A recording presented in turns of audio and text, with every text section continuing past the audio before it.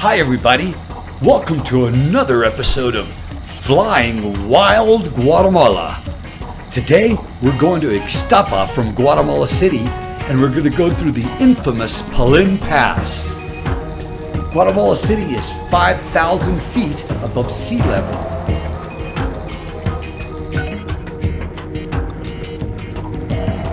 We'll be heading south today to Guatemala's south coast on the Atlantic Ocean to the beautiful city of Ixtapa.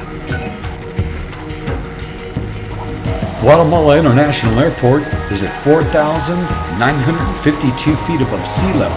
It has a 10,000 foot long runway, so there's tons of space to gain altitude and get out of town. Every time I climb out of La Aurora, I'm always amazed at what an incredible mix of modern technology and jungles and mountains and volcanoes Guatemala is. Usually, it's very windy this time of the year. Winds at Aurora can get up to 20 miles an hour and gusting. But today, they were only like 12 to 15 miles an hour. Those are relatively mild winds for Guatemala.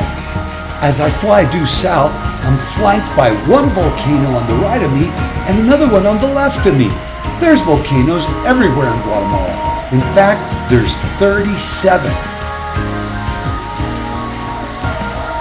That's the tail end of Guatemala City down there right below us. And then beyond that lake there on the left, that's a city called Palin, which is right on the outskirts of Guatemala. It's called Palin because it's the beginning of the infamous Palin Canyon Pass. We're going to climb up to 7,500 feet and pass the pass, which, as you can see, it's kind of a canyon. Now, there's some of those volcanoes I was telling you about. That's the water and fire volcanoes. The one on the left was the active one. So now we're about to enter the pass, the infamous Palin Canyon Pass. Actually, that's sad but true what I wrote there. A lot of people have died here. When it gets all cloudied and fogged in, people tend to want to pass anyway. But you've got two volcanoes, one on each side of you. On the left side, you've got a volcano called Pacaya, and on the right side, you've got the volcano called El Volcán de Agua.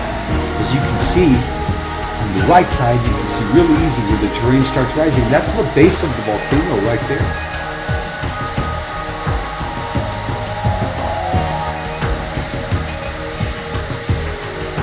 Even though the flight from Guatemala City to Ixtapa is fairly short, only 25 minutes, it's plenty of time to get in trouble through the pass.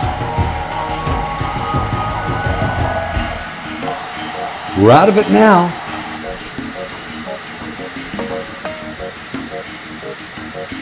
That's the Puerto Quetzal, Guatemala's second largest port.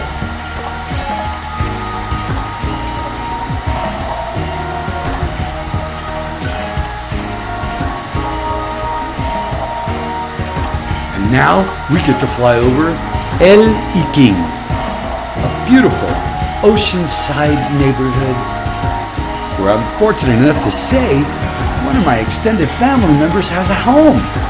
We always get to stay there every time we come here.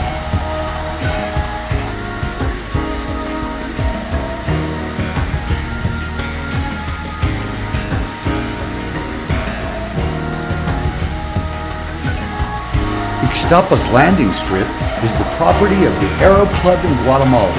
There it is down below us. It's an 800-meter long grass strip. And boy, do they keep it in good shape. We're about to land on it. Watch me set up.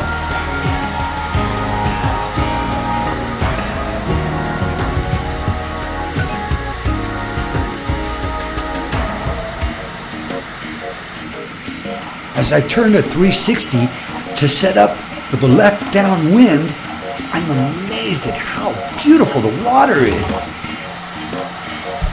Blue oceans, beautiful green hues. Occasionally, you'll even see a whale or a dolphin. I set up my final approach. Looking good. And then my turn to final. That's Ixtapa down below us. What a cool place. The strip, as you can see, is also right beside the ocean.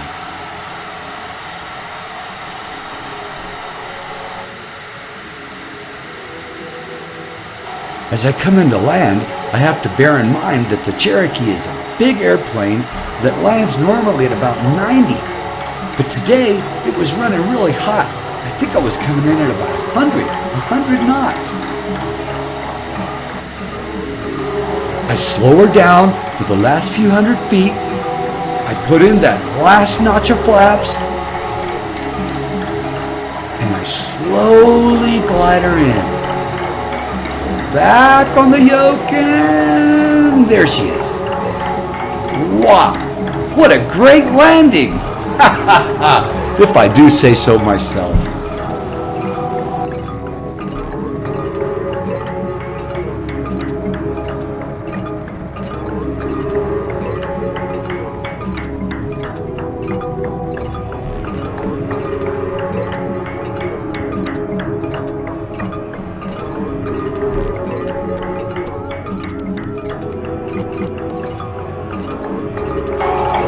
Well, everybody, thanks for watching, and join us next week again for another episode of Flying Wild Guatemala, where we'll visit another mysterious and wonderful place, another incredible runway in the jungles of wild Guatemala.